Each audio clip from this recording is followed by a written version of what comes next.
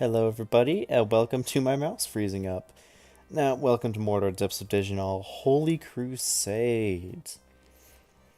Last time we started leveling Mage, and I said, you know what, I'd get back to you when I was a decent level, and we'd do some more fun stuff. Well, I'm level 55, and the guild leader's level 56, so in 2 levels, I should be guild leader. Some notable changes. Right now I'm using a Staff of Striking because it's stronger than an Adamantite Dagger, and I now have the levels to use it. Cap of Defense, Boots of Evading, all the usual stuff. Scarab of Protection, I forget if I bought that last time. It's stone that gives protection, has 3 defense, and isn't class restricted, so it's a nice thing to have. And I bought the Ring of Teleportation, because it was the only good aligned spell ring there. Has Protect on it, 3 defense.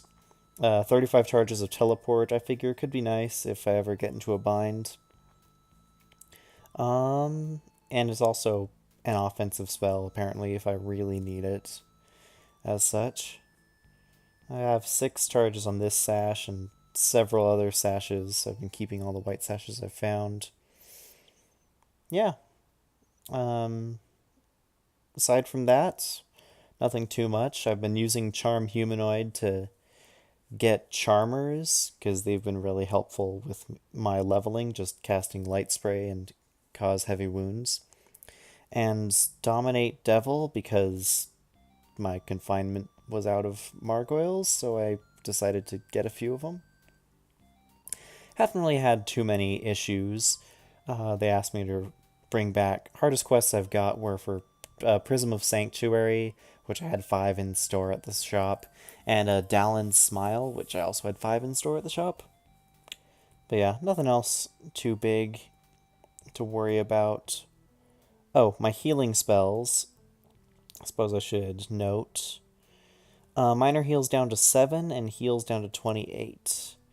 Apparently, if I get the mage to level 100 something, then I at least get minimum healing spells from it. And if I choose to go to like 179 or whatever, I can get minimum costing soul entrapment. But for this episode, we're going to do 2 things in particular.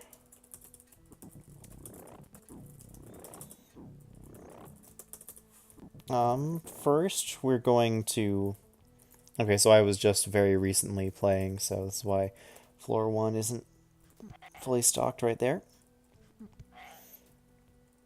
Anyway, first thing we're going to do is we're going to become Guildmaster, and then we're going to figure out...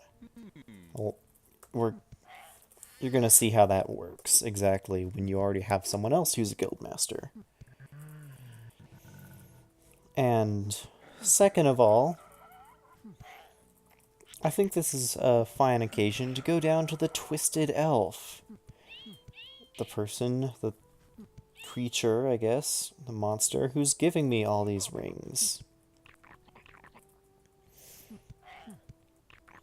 So I'll just go through my usual training loop of hitting Slave Driver in floor 2, the goblins in floor 3 if they've respawned.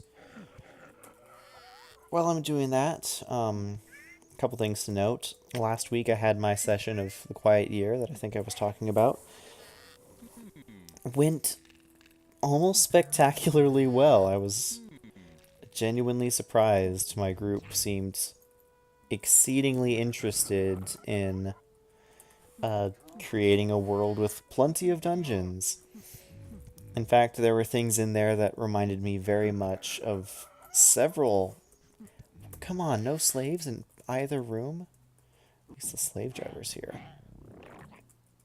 But yeah, things they came up with, or things that got created, I guess, rather, because it was a group effort. Some things reminded me of Caverns of Thracia, an old adventure. Some things reminded me a little bit of Caves of Chaos, like one of the original adventures for basic D&D. I'll keep on the Borderlands. That's what it's called, I guess. And one thing, which just so happens to be what they decided they wanted our first session to be, that was the wrong key, wrong button, is something reminding me of Mordor. Depths of Dejenol, this game itself. Yes. Came with a race of shark people who turn out to be kidnapping humans or elves or whatever. Wolf spiders? You're not wolf spiders, you're dray spiders. In fact, get dazzled. Yeah, so shark people who were kidnapping humans and had their own, like, temple, the Silachi, I think we called them. Anyway, it reminded me a fair bit of... My phone is buzzing. It reminded me a fair bit of the Lemurians from deep in Dejenol. So I'm like, hey, why don't I just implement some of those ideas in my little dungeon that I'm making? So I have one of them have a shock rod. We're going to be playing Dungeon Crawl Classics, which is a weird system. But yeah, one of them has a shock rod, which I'm like, you know, kind of reminded about the Lemurian shock lance. There's just some other small things here and there. But yeah, I was very nicely surprised by what happened and how that turned out. Anyway, welcome to level 4. I forget if I've mentioned this in videos before. I probably have. But my level 4 is bugged. Whereas normally... Oh, I pressed shift 2, not 2. Whereas normally, if... like, level 4 should take around 20-ish minutes to respawn. For some reason, my level 4 takes 2 minutes to respawn. And my level 5 takes like 4 minutes to respawn. Which makes it exceedingly more dangerous for a low-level character to go through. But on the bright side, it makes it much, much faster for farming, for leveling, and for getting particular items. If I really wanted to, and part of me kind of does... Ow, the Summon Shade sprite is hurting a lot. Well, it's a level 6 monster. If I really wanted to, a fast leveling and item gathering route I could take would just be bouncing between the Dwarf Lord and the Flame Dragon on the lower segment of floor 4. Because by the time I get to one side, the other side is already starting to respawn. So if I just did that loop enough, I'd be pretty much golden. It would just... In fact, I've been doing a little of that in my 4-player party. The only problem with that is that they're all so high level, they're all reaching around level 100 in their main guilds, that the front people are stealing all the experience, and then the back people aren't actually getting much. And it's relatively slow experience compared to going down to like the lake in 7 or something. But anyway, for those who have only been following this video series and haven't seen... What the freak, Henarts? Why are you electrocuting me for 30 after hitting for 15? This is one reason my electrical resistance is desirable. Oh, these giant ants are just... I forget if this is the point where... No, but Dazzle's not a mind spell. There's a point where insects pretty much become immune to mind, it feels like. Maybe that's just Orps. But yeah, so this room is the Twisted Elf room, if he's in here. Yes, he is, but he doesn't have a freaking treasure chest. Worthless. Worthless. Ow, he's hitting me for quite a bit. I just realized there. Well, there's a reason we have a stack of 50 Dust of Healing. And it's so we can do that. Twisted Elf is a strong enemy that hits for a lot, but has an insanely good stash of items.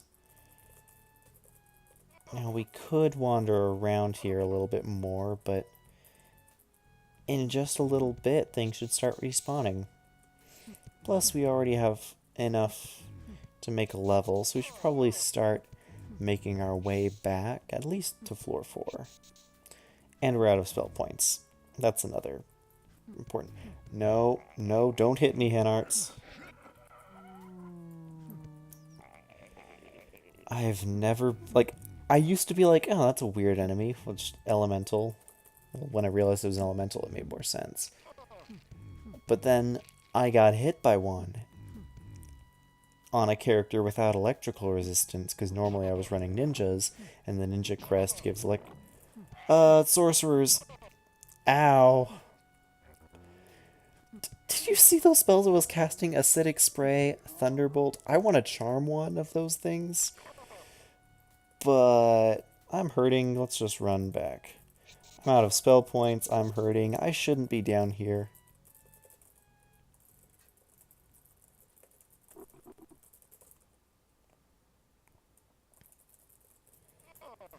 Yeah, let's just go back up.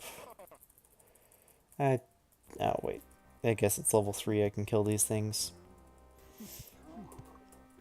Let's see, that was... I mean, I don't have electrical and I don't have acid resistance. So maybe I should just have all the resistances, because they were casting spells hitting me for 40 each. And that wasn't going to stop until they were all dead. That was just like one of them can cast a spell like that. Ah, Dazzle, why are you 3?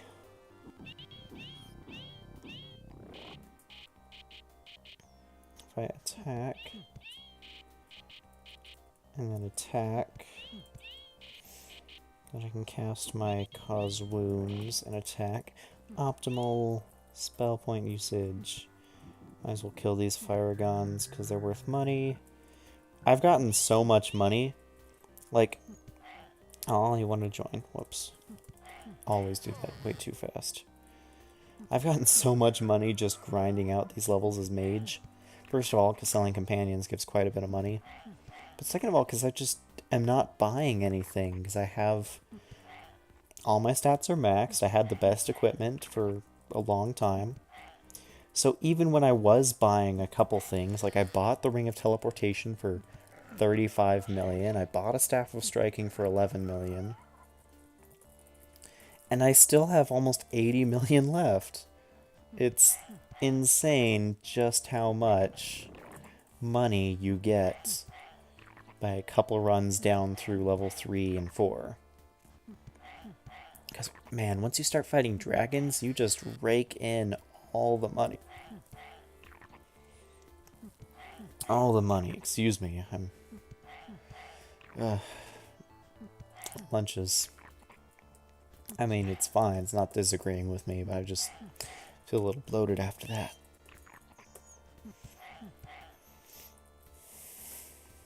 Well, we are now tied with the guild leader in level. Oh, we got a lot of good stuff. I didn't realize that. Also, it helps that I started a different character. A good scroll of spells for finally. Not. Yeah. It helps that I started a different character, gave them alone 35 charges. That's an awesome sash. And then so they bought out a lot of stuff from the shop, which then means that when I'm coming back with a different character to sell stuff, I get more money for it. Plain and simple.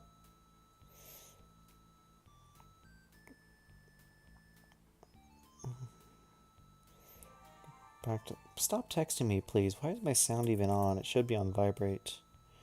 Wait, nope. 1828.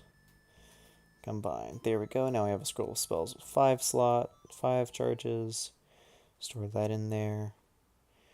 Couple items you can't stack, unfortunately, because they're item type like Key of Opening. But what do you say we go down for another shot? Oh, whoops. Feather Essence, Sight Fail, Resist Fire, Train. Oh. There we go. All the resistances cast for just... mental math, come on. 71 spell points? Yeah. All the resistances plus Feather Essence and Sight Veil for 71 spell points. Really tempted to level Sorcerer more. In fact, I probably am. Just to get those resistances down a little bit. Because while not bad at like 5 to 9 each, it could definitely be better, especially when I'm casting 6 of them. I won't have to cast quite as many once I have guild crests, and once I actually get the guild crest, I'll be able to show you why. But yeah, at this point in time, they just are really, really painful.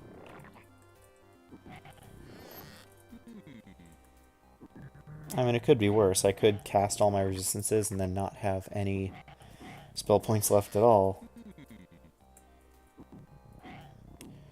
At least as it is, I'm able to decently cast Leprosy and Dazzle a fair bit as needed.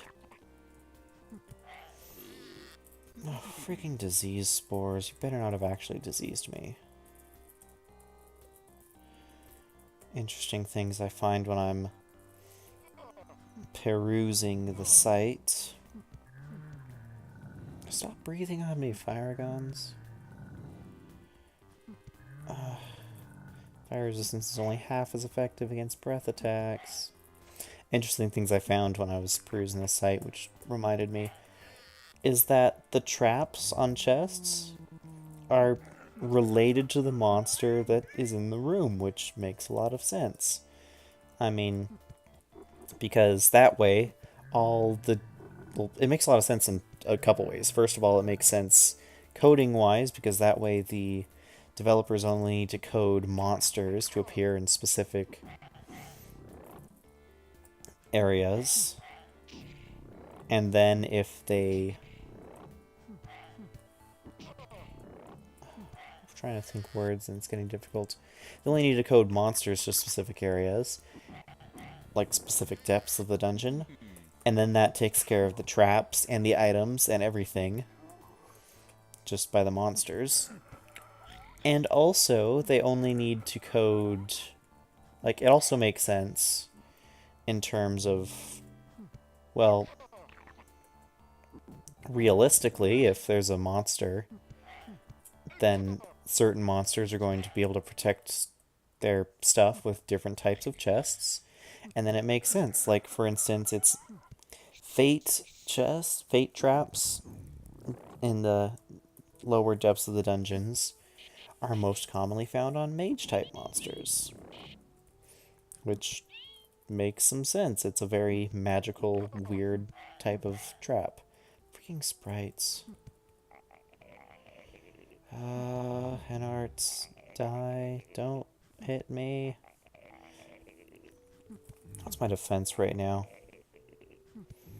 162, 174. So it's a bit low for this depth, but it's reasonable.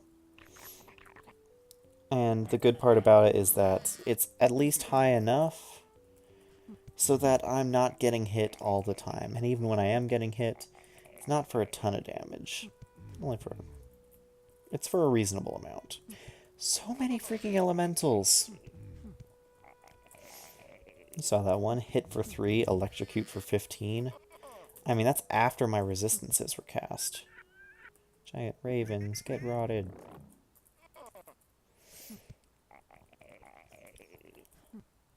Now, interesting to note about the Twisted Elf is that because it's an elf, it has very good magic and mind resist. So if you're gonna hit it with something like leprosy against a resistance that isn't quite so good. Leprosy is also nice because he normally only comes with 1 to 2 groups of rock elves, and leprosy hits up to 3 groups. Well, we have a cloak that could either be good or bad. The Twisted Elf is notable not just because he has some of the best items available on floor 5, by far, the magic rings, elven bracers, cloak of... I forget if he can drop cloak of invisibility, but I know that he can drop like black cloak, and I forget if he can drop gray cloak. But he also drops several cursed items. Ring of Myrn, instead of a normal ring, which pops up all the freaking time. I forget if there's a cursed cloak he has. You can drop the Nymphlets as well as elven bracers or bracers of strength, which are... those are problematic. Elven cloak... is an elven cloak a thing? I don't even know. Don't even remember. Why am I poisoned? Oh, not poisoned here. Well, it's a good thing I was going up.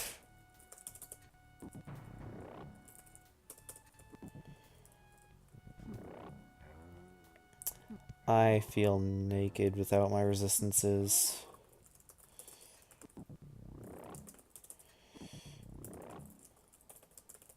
Okay, there's the necessary ones. Let's see if we can just make a mad dash out. Stop to kill you.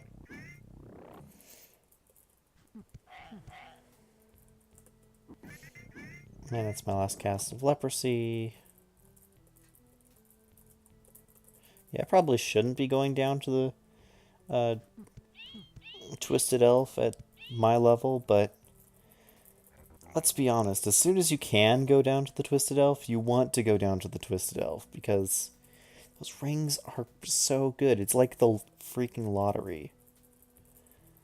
Like, as soon as you can play, if it's safe, you want to, because you want to just have a shot.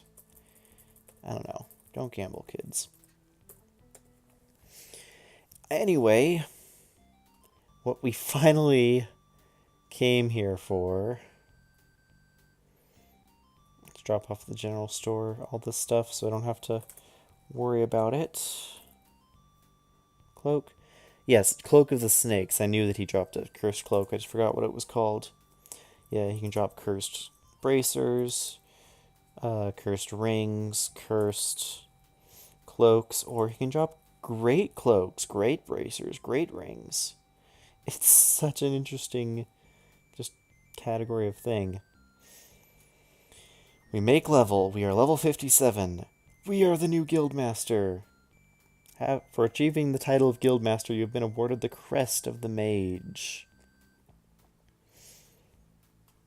So, what does this crest do?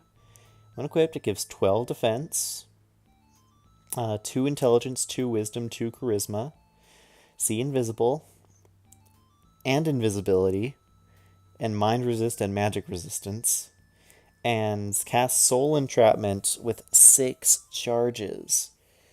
The only problem is that it's a class restricted item, so you can only use it when you are of the mage class.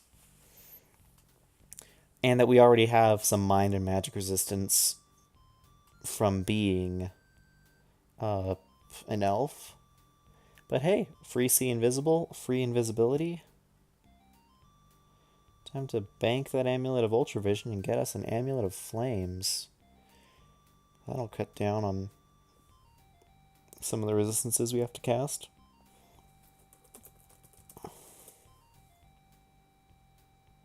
Only 2.2 million, that's fine. And there we go. Now, in our buffers, we can put this. And unlike other items, which either are limited use, or if they're like an artifact, you have to sell back to the shop and then rebuy to get its charges back. Guild crests recharge every time you come up to town. They're fantastic. They give great resistances, they give good stats, they increase your base stats, and you can use them as soon as you have them, as long as you're of that guild. So you can either hack the game and give them to your characters, or you can just do as you're supposed to do and make him a guild master. But I suppose I should show what happens to the other character who was guild master before, if it wants to load. Well, Smee the Devious also has a crest of the Mage. So even though he's not the guild master, he still keeps his crest. And isn't that nice? Let's try this thing out. Because once again, we have to still be mage to use it. But we might as well try it out, so... Don't have to cast Sight Veil anymore. Don't have to cast Fire Resistance anymore. So if we cast Electrical Resistance and Resist Acidity, which both cost quite a bit still, I mean, all of that only uses up 63 spell points. Not terrible. And Soul Entrapment is the best, because not only does it affect any monster type, aside from those immune to charm entirely, but it also does the most damage, quote-unquote, so it captures monsters with the highest hit points. And it... what's the word? It adds them to the highest bind level of any charm spell. So they're least likely to flee or to attack you instead. Just really, really solid. I have an idea of what I want to charm with this, but we're just gonna see, first of all, if they're there, and second of all, how big a stack we can get. Because dragons are reasonable companions. Big, strong humanoids or giants like trolls, pretty good companions, they're pretty sturdy. The only problem with giants is that you can't pick them up. They're, quote, too big to carry if they're one or two sizes larger than you are. Or something, I don't know exactly. It could just be that if they're size large or bigger, they're too big to carry. But mages are great because they will actually cast their spells for you if they don't immediately die.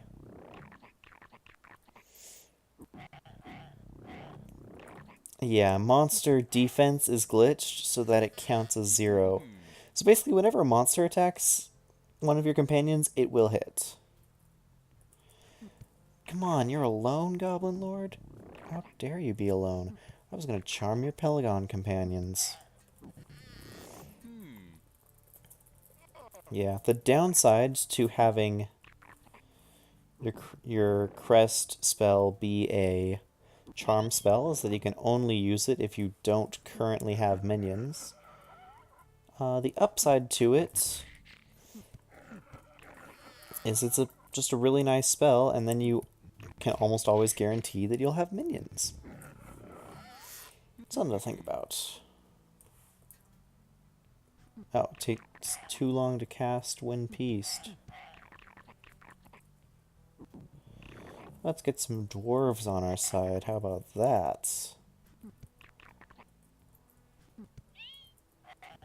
Oh, now carrying companion 2. Oh, let's get a dragon on our side then. Haha!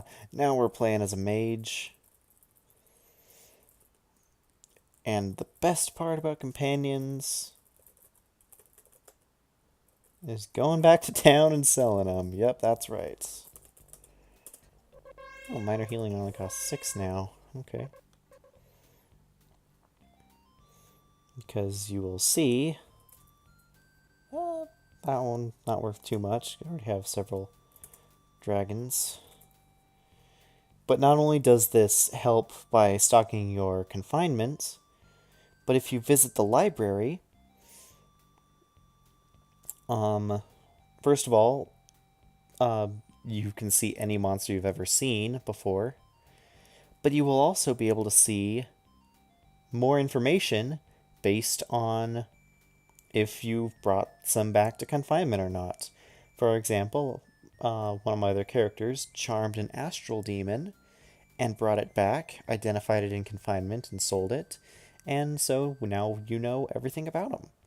You know their resistances, average AD, hits, stats, abilities they have. Library is cool because it also is like, how many times have people died to this monster? How many have you seen? Who was the first person to see this monster? Where were they last seen and how long ago? It's just really interesting. And this information is increased as you fight more of them. Like with the Aboleth, he can't be charmed because he's in an anti-magic area. But almost everything is known about this creature because I've fought a lot of them with characters with high perception. And bringing back companions and filling out your confinement is a great way of filling out the library as well.